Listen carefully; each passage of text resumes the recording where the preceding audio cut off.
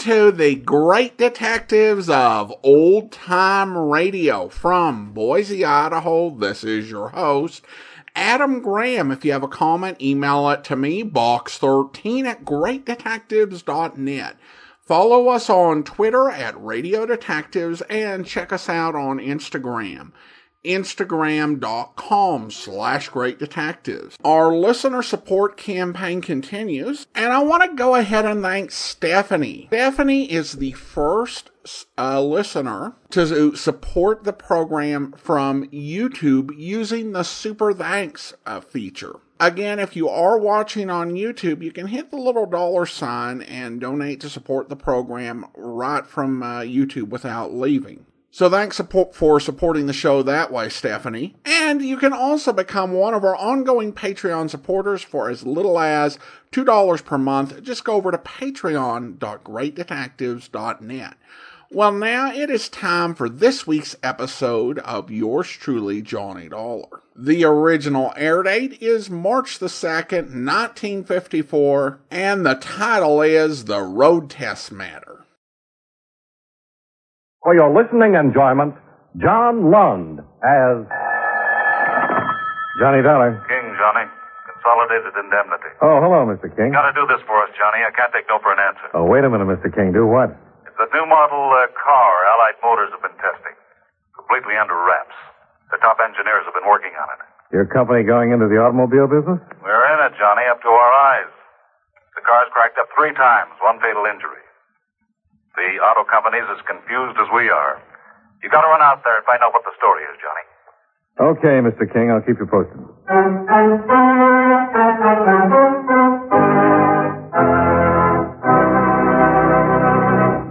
Mind if I break in a few seconds to discuss games with you?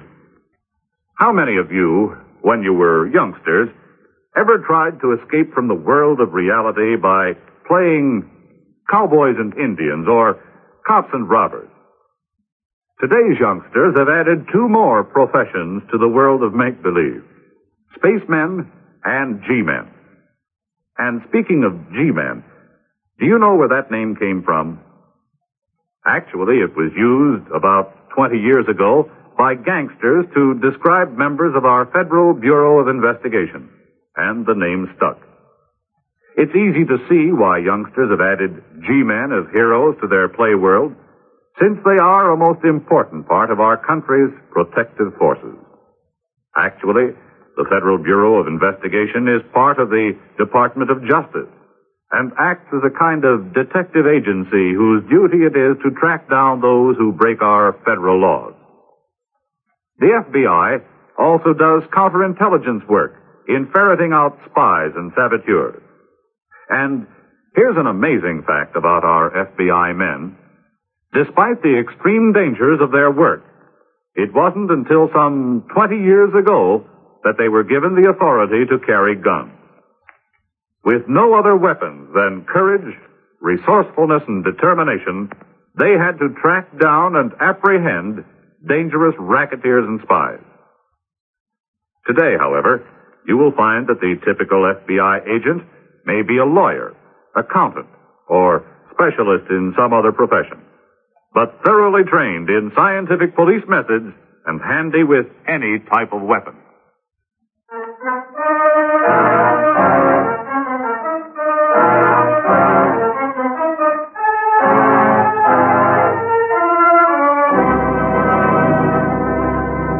Expense account submitted by Special Investigator Johnny Dollar to Consolidated Indemnity Company, Hartford, Connecticut. The following is an accounting of expenditures during my investigation of the road test matter. Expense account items 1, 2, and 3. Taxi to airport, $3.50. Plane ticket to Detroit, $84.75. Taxi to Allied Motors testing grounds, $4.15.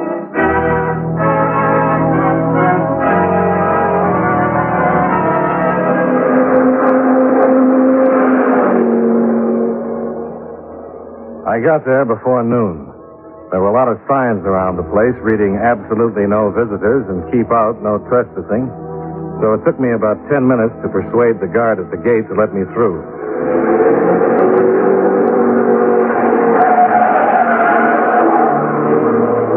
were still testing cars, but the people watching the test winced as the cars thundered by, just as if they expected the autos to fall apart any second. The man I wanted to see was named McGregor. He was pointed out to me by one of the mechanics. What was the time on that last lap there, Mr. McGregor? Very same. I'm Johnny Dollar from the insurance company. Insurance company? What have they got to do with us? Well, they carry the paper. I'm only here to help you, Mr. McGregor. Of course. Sorry you thought me cut, Mr. Dollar. We've been having a time around here. Yeah, I've heard. You have? Well, come along to the pit. I'll show you what's what. This is the company's model 3 years hence we're testing. Oh, you worked that far ahead? Aye. We're planning a radically redesigned automobile. It's a big gamble. And you're in charge of the whole thing, huh? I'm to make it work. That's been my job here for 25 years. I've seen a lot of changes, Mr. Dollar, but never anything like this. New materials, new suspension, new steering. Mm-hmm. What about these accidents? You tell me. 3 so far. And we've got the best engineers in the world. You expect 1 failure, 2 maybe, but 3. A fiasco like this can cost the company dear. Been kept pretty quiet. Aye, but for how long? It can ruin the company. Well, come on in. I'll show you the baby the men are driving.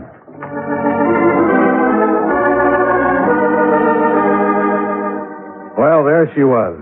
Allied's experimental model. If they'd been taking orders, I'd have signed then and there. Until I remembered that 3 of these dream boats, each hand-tooled and serviced by the best men the company could find, and driven by crack drivers, had fallen apart on the track.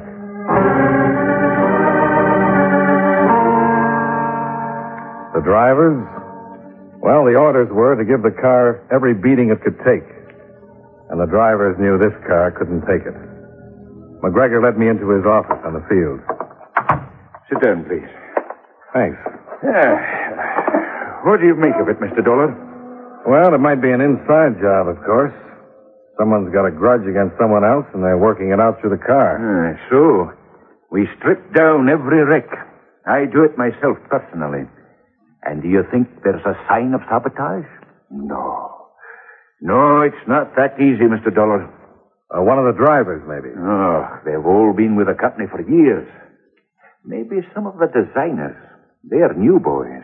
But our drivers, they're very experienced. I'm not talking about their experience.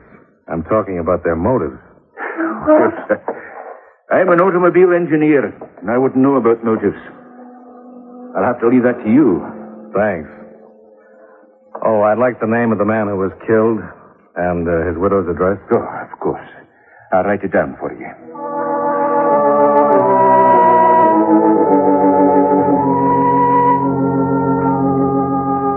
Expense account item 4, 85 cents. Taxi to the residence of Mrs. Grace Johnson. She lived in a nice house not far from the track. A for sale sign was posted on the lawn. We should have called first, Mr. Dollar. Oh, I'm sorry. I just got in The town. place is a mess. You're going somewhere? Well, you know how it is. After a horrible thing like this, you want to get away. Throw that stuff off the chair and sit down. Don't bother being polite to me, Mrs. Johnson. I'm just doing my job. You have to make it sound so clinical. Well, maybe that's the best way, Mrs. Johnson. I'll try to help you. Thanks. Who do you think might have wanted your husband killed? You think someone did? You knew your husband. Is there anybody who might have wanted him out of the way? Yes, but I can't be sure. I'm not asking you to be sure. I'm just looking for leads. Steve and I, that's my husband, hadn't been getting along. Seems we couldn't live with each other or without each other. I didn't know where to turn. These things happen, Mrs. Johnson. I turned to a friend of Steve's. One thing led to another, and pretty soon, well, we were thinking that if only Steve was out of the way. But I didn't think he would do it. I didn't. Do you know that he did? Of course not. He hasn't been to see me once since. I'm getting out of this place. It's like a bad dream. What's your friend's name? Simmons. Joe Simmons. What does he do? Do? He used to be a test driver with Allied, same as Steve was. May I use your phone? Yes, of course. I'll show you where it is.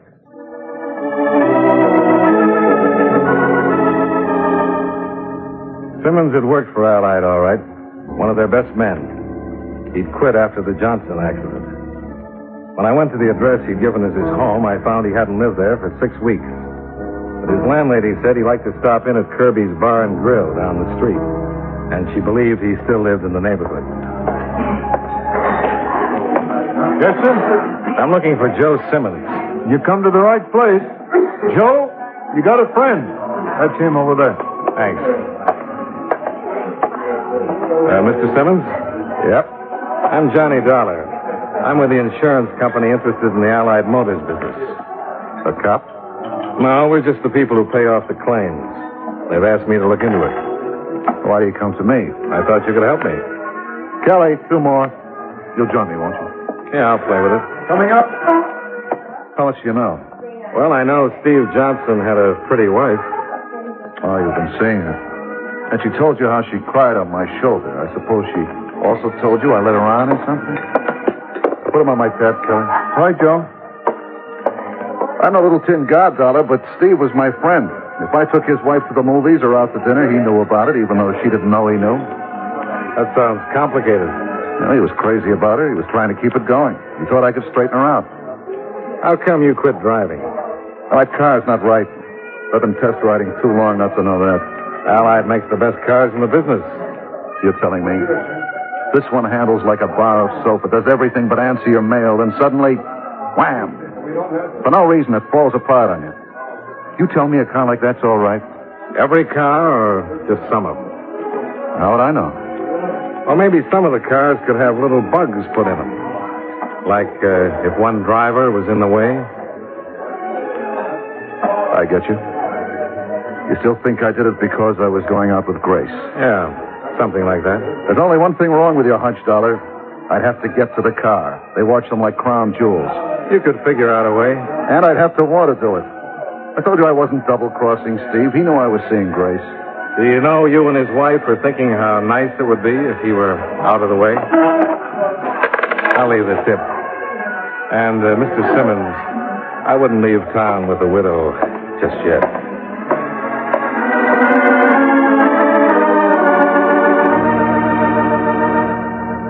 Expense account item 5, $2.60. Cab fare to my hotel, where I put in a call to Mr. McGregor. He wasn't available, but they promised me he'd call me back. I left word with the desk to be sure and page me, and I went down to the dining room where I told the head waiter I was expecting a call. I hadn't got around to my coffee when I was paged and told that someone was waiting for me in the lobby. Dollar? Yeah. Sergeant Ferris, Police Department.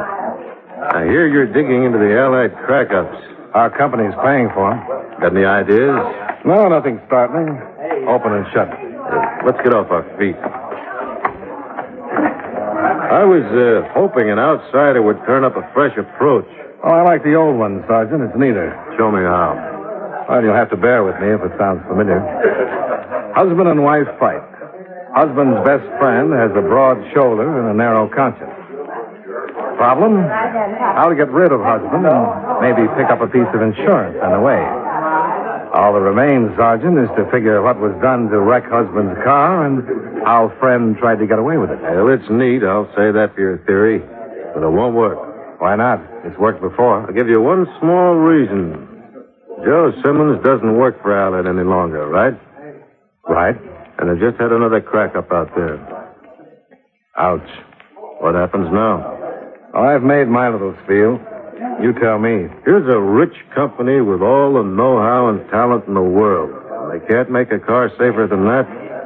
Something's got to be wrong. Oh, that's not a conclusion, Sergeant. That's a beginning. I'm coming to that. The police department hasn't got enough to go on, so I kind of figure it's your baby. Meaning what? Hang on. The insurance company's got to find some evidence of at least criminal negligence before we get interested. Officially, that is. We want you to go to work out there. Work? Driving. Driving? But they're cracking up, aren't And they? if you're lucky, one will crack up with you in it. Then we'll know something. If I live through it, that is. We want you to do that for us, Dollar. It's important. Will you? The things I get involved in.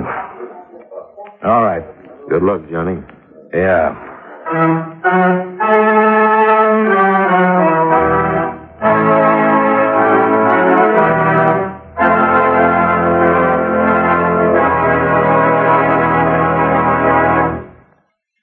You know, many great men have attained the highest office in our land, the presidency of the United States.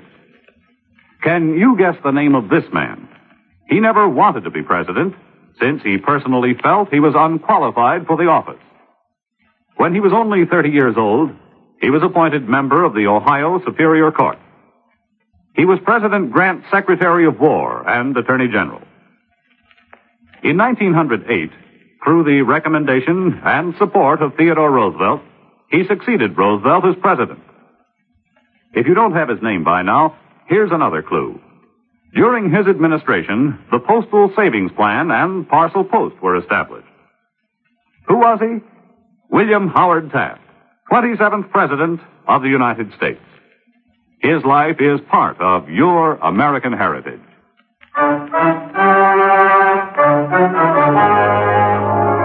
And now, with our star, John Lund, we bring you the second act of Yours Truly, Johnny Dollar.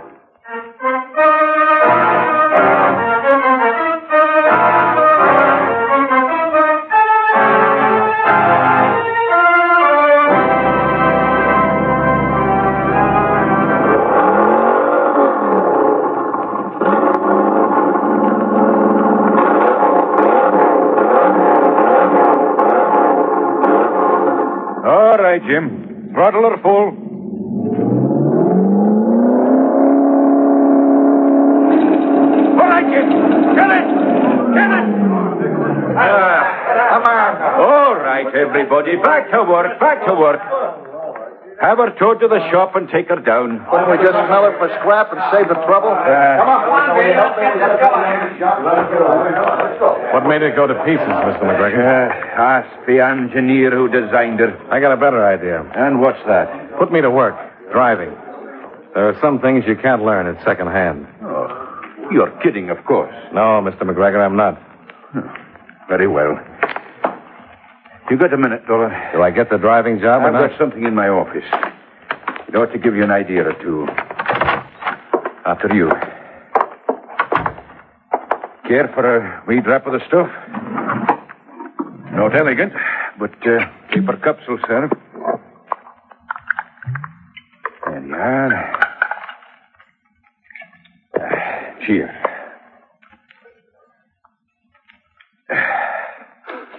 Never used to drink on the job, but believe me, since they put this new model on me, it's a necessity. What about my job, Mr. McGregor? I don't think you'll be needed. Why not? Come here. Here's something I dictated. For the top brass. You'll see why. It's on the dictating machine now. Yeah. Here it is. Memo to Mr. William T. Thorne, Chairman of the Board, Allied Motors. From Ken McGregor, Head Department Development and Research. Subject, new model. It begins with a lot of personal stuff. You know, how I've been with the company for so many years, that kind of thing. And here's where it really starts, I think. And it is my considered opinion that the projected design ought to be dropped entirely. Further test driving ended in the interest of the company's reputation and my men's safety. Furthermore, if I may suggest, we ought to return to the traditional ways of developing our cars, which have stood us so well. Well, in the past. that's it, Mr. Dollar. And what if they don't approve? They've got to. And if they don't, do I get the job? Surely. But they've got to, Dollar. They're not crazy.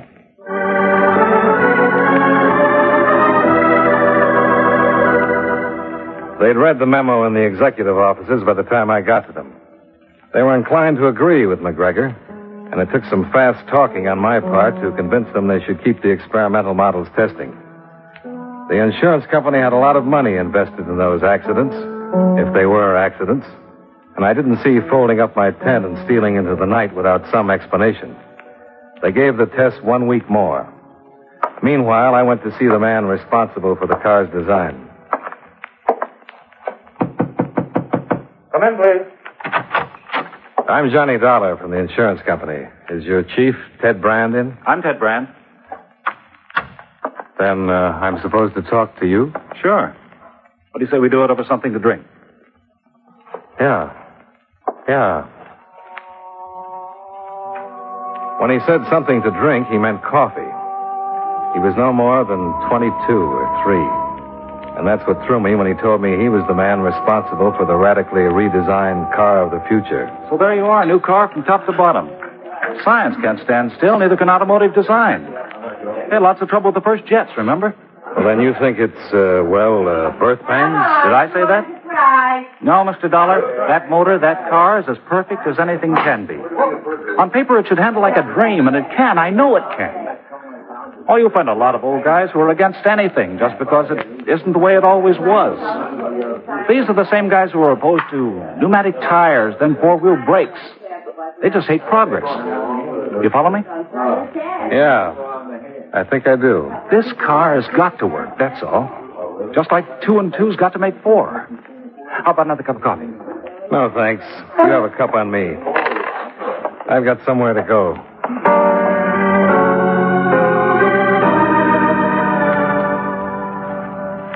Expense account item 6. Taxi to the residence of Mr. Kenneth McGregor, $1.60. I waited till well after dinner before dropping in.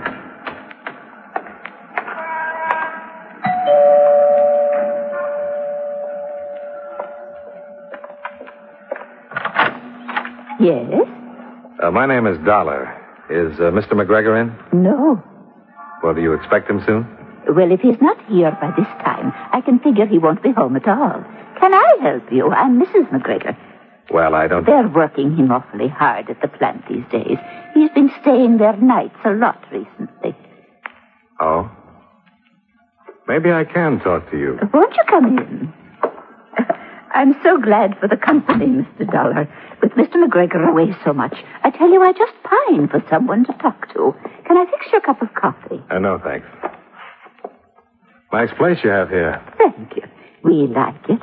The company has been very good to Ken. He's been with them a long time, you know. I guess he must like his work. Oh, he loves it. They wanted him to retire several times, but not Ken. Offered him a pension, too. But I guess they realize he knows more about cars than anyone in the whole world, I do believe. He seems to work hard, staying away so late, missing dinner. Oh, he wasn't always like that. He works hard, but he's also a family man, do you know what I mean? But lately, he's had so much on his mind. The way I see it, he wants to make one more showing before he does quit. Yes, I see what you mean. Now, if you'll excuse me, I have to go. Oh, do you have to? I was enjoying our talk so much. So was I. Oh, Mrs. McGregor, I wonder if I could ask something of you. Of course. Don't tell Mr. McGregor about this visit. I mean, it's nothing to worry about, but... I understand, young man. In years past, before they pushed him aside, lots of you boys used to come out and see us. I won't say a word. Thanks a lot. Good night. Good night.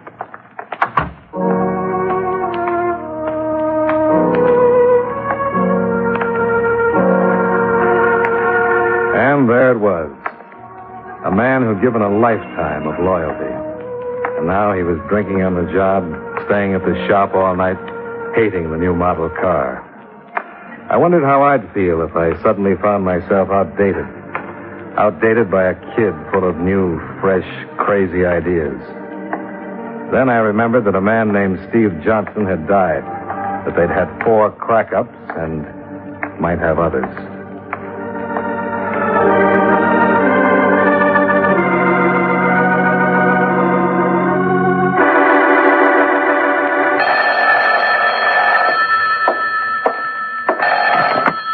Johnny Dollar. Sergeant Ferris, Johnny. Can you come out to Allied? That's important. What's happened, Sergeant? Another crack-up? Worse. Murder. Murder? Who? McGregor.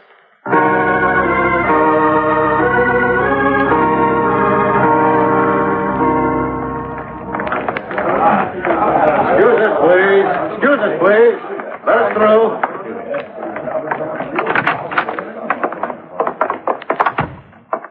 There it is. Just the way it was found this morning. Seems to have been quite a struggle. It does for sure. He spent the night here. How do you know? I went out to his house last night. He's been staying away a good deal. I guess he was pretty sore at what he thought the company was doing to him. So he went and got himself killed? He got me there, Sergeant. Did he go out for dinner or anything last night? The guard at the gate said he left around midnight. Was back in an hour. Did he make any calls? Switchboard's closed at that hour. He had a direct line. That's all you know, then? Someone came to see him. Oh? Now, hold your horses. It was early in the evening. He left hours before it happened. They check everybody in and out through the gate. Uh-huh. I get it. There's some guy who used to work for him or something. The man at the gate knows him. Who was it? Simmons. Joe Simmons. He was checked out before 10, like I told you. Yeah. Well, I'll leave you to your work, Sergeant.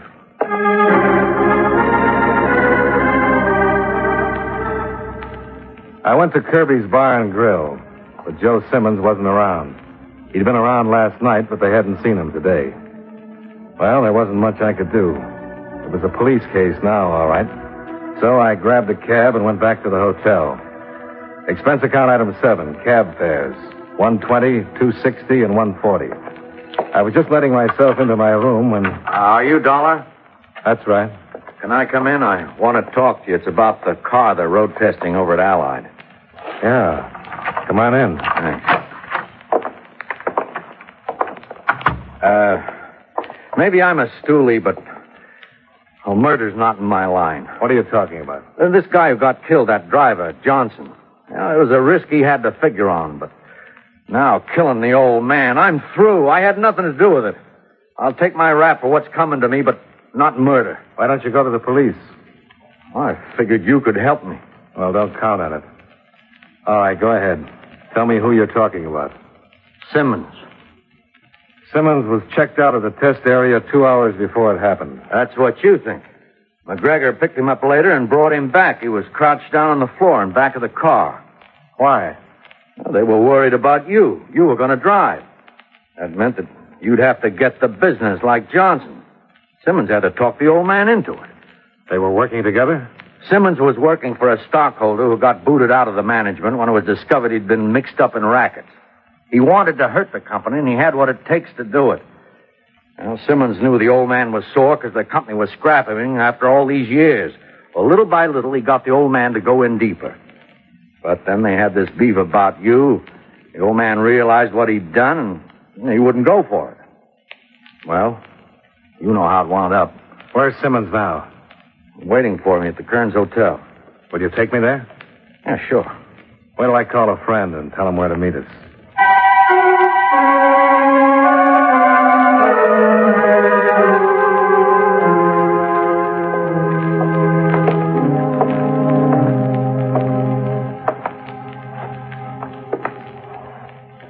They got a gun? Yeah, a service revolver.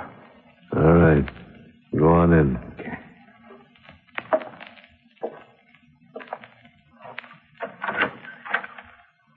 I'm back, Joe. What took you so long? Did you get the tickets? You're not going to need any tickets. Wait, watch it!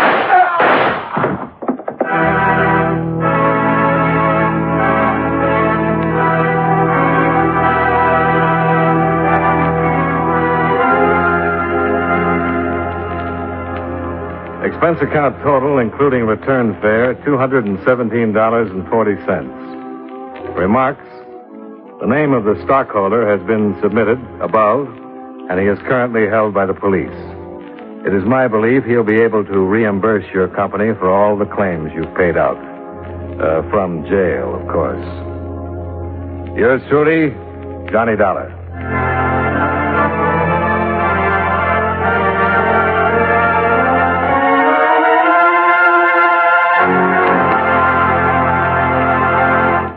Yours truly, Johnny Dollar, stars John Lund in the title role and was written by David Chandler with music by Eddie Dunstetter. Featured in tonight's cast were Fred Mackay, Bill Johnstone, Virginia Gregg, Ted Bliss, Clayton Post, Hy Everback, Eleanor Audley, and Joe Kearns. Yours truly, Johnny Dollar, is produced and directed by Jaime Del Valle. This is Charles Lyon, inviting you to join us again next week at this same time when, from Hollywood, John Lund returns as Yours truly, Johnny Dollar.